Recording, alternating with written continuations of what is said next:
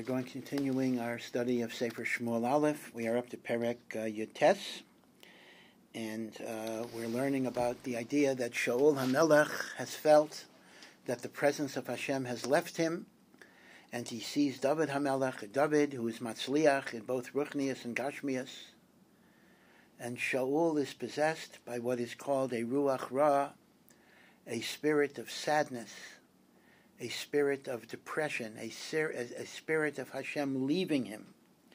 And as a result, he has a virtually uncontrollable anger and jealousy and enmity towards David. And especially when he sees his own son, Yaina's son, being David's best friend. And he sees his own daughter, Michal, who is David HaMelech's wife, protecting David HaMelech. Shaul feels betrayed by his own family. And the pasuk says, Perek Yutes, V'yidaber Shaul el Yainasan b'nai v'el kol avadav lamisas David. Shaul actually told Yainasan and his servants that he wanted to kill David. But Yainasan ben Shaul chafetz b'David mi'ait. But Yainasan very much cared about David. V'yaged Yainasan leDavid leimer mavake Shaul avi lamisacha. Yainasan told David HaMelech, my father Shaul wants to kill you. Ata hishamer na b'baiker. Be very careful in the morning. V'yashavta kaveseiser v'nach besa. Hide. Don't make your presence known, because he will try to kill you. V'yani eitzei v'yamadati liyad avi basadeh asher tasham. And I will be with my father in the field where you're hiding. Ani adaber b'cha el avi. I will speak on your behalf to my father. I will try to make reconciliation and shalom. V'ra'isi ma, and I will see what's going on. V'yigadati lach, and then I will tell you, is it safe or is it not safe? V'yidaber Yainasan b'David toiv el Shaul aviv, and Yainasan spoke about David in good ways to his father. Do not sin against your faithful servant David. He never did anything against you. Everything he does is good for you. He puts his life in his hands. He smites the Philistines. And Hashem brings a great salvation to Klal Yisrael. Re'isa, you saw this, v'tismach, and you rejoiced. Why shall you sin by taking innocent blood and killing David? So Yainasan is trying to convince his father that David is a faithful servant, and there's nothing to be jealous about. So Yainasan is trying to convince his father that David is a faithful servant, and there's nothing to be jealous about. Vayishma Shaul b'kel Yainasan, and Shaul listened to the voice of his son. Vayishava Shaul chai Hashem im yumas, and Shaul swore by the name of Hashem, by the life of God, David shall not die. So at this point, Yainasan believes that David is safe because of this Shavua. Vayikra Yainasan leDavid. Yainasan calls David out of hiding. Shaul is not here anymore. Vayaged lo Yainasan es kol hadvarim ha'ela. And Yainasan tells him all of these words. Vayaveh Yainasan es David el Shaul. And Yainasan brings David back to Shaul to be his musician. Vayehi lefanav ki esmol shilshom. And Baruch Hashem, unfortunately, this is going to be temporary, but the relationship between David and Shaul was the way it had been.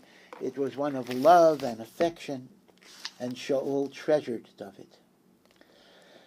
V'taisef hamilchama liyais, and the wars with the Pelishtim continued to keep on going. Vayetze David, and David went out. Vayilachem b'Pelishtim, and he fought against the Pelishtim, and he was able to smite large numbers of them, and the rest ran away. Ruach Hashem ra el Shaul, and now once again the depression, the melancholy, the rejection seized Shaul.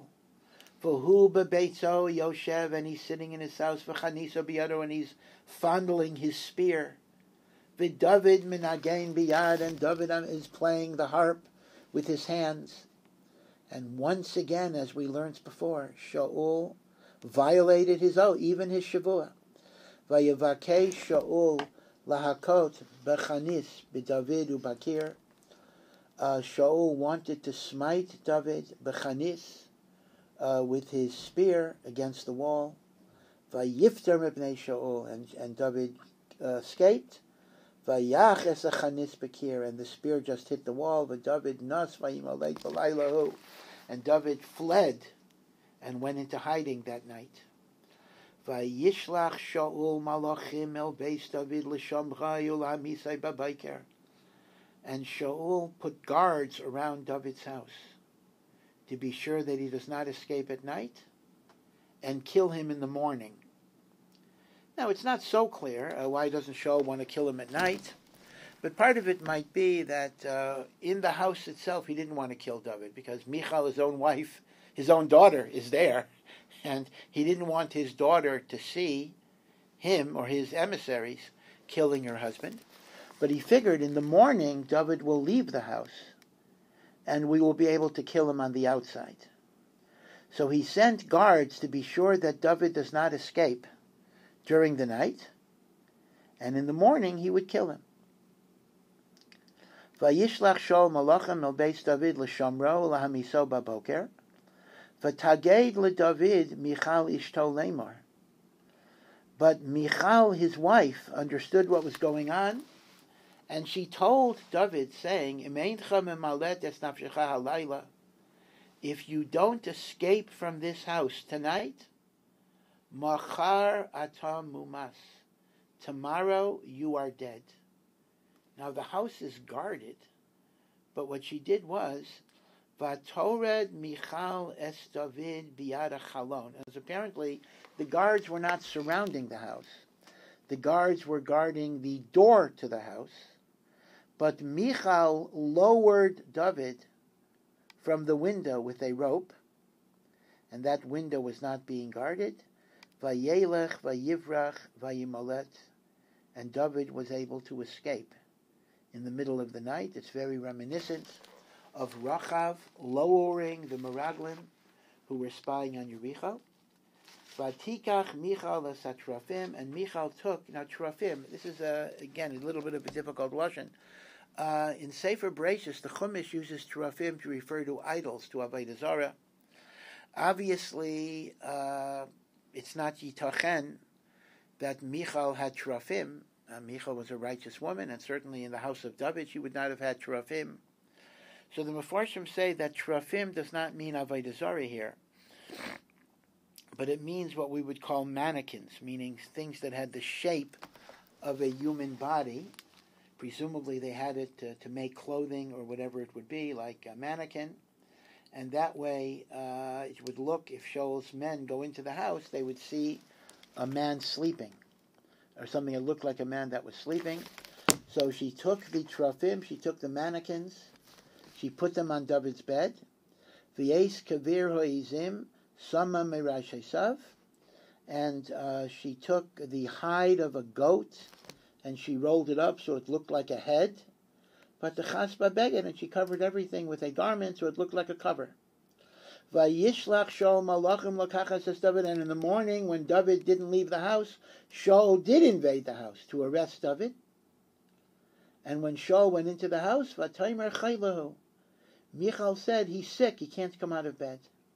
Vayishlach Shaul es hamalachim liros es David lemar halos obemita layla misai, and Shaul said, take him out of bed, I want to kill him. So at this point he's not even hiding his agenda. Vayavai hamalachim, and when the Shaluchim came into the bedroom, and they went to the bed, and they thought they were going to take David, Hine hatrafim el amita, there are the mannequins under the cover. Uchaviro hizim erashosav, and it's a wrapped up goat hide that resembles the head. In other words, David is not here. Michal must have helped him escape. Vayayimer Shaul el Michal, and Shaul says to Michal, his daughter, Lama kacha rimisini, why did you deceive me?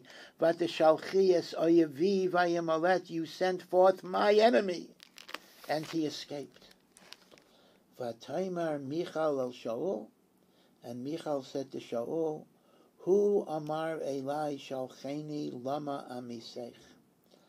So she says something that's a little strange, because she's actually portraying her husband in a bad light that is false. She says to her father, he told me I must let him escape or he would kill me. So I let him escape because he threatened my life. Now the question is very obvious. Number one, that's not what happened. And number two, why would Michal tell her father something that would make it more likely that he would hate David? Unlike Yonasan, that's trying to say what a good person David is, this is exactly the opposite. But apparently the Pashut Pshat is that Michal is afraid that if she tells Shaul the truth, that she's siding with David, he might actually kill her. So mitzad pikuach nefesh, she's meshana. And the pasuk says, "V'David barach v'yimalet." David ran away and he escaped. V'yavai el Shmuel haramasa. He comes to the Navi Shmuel in Ramah.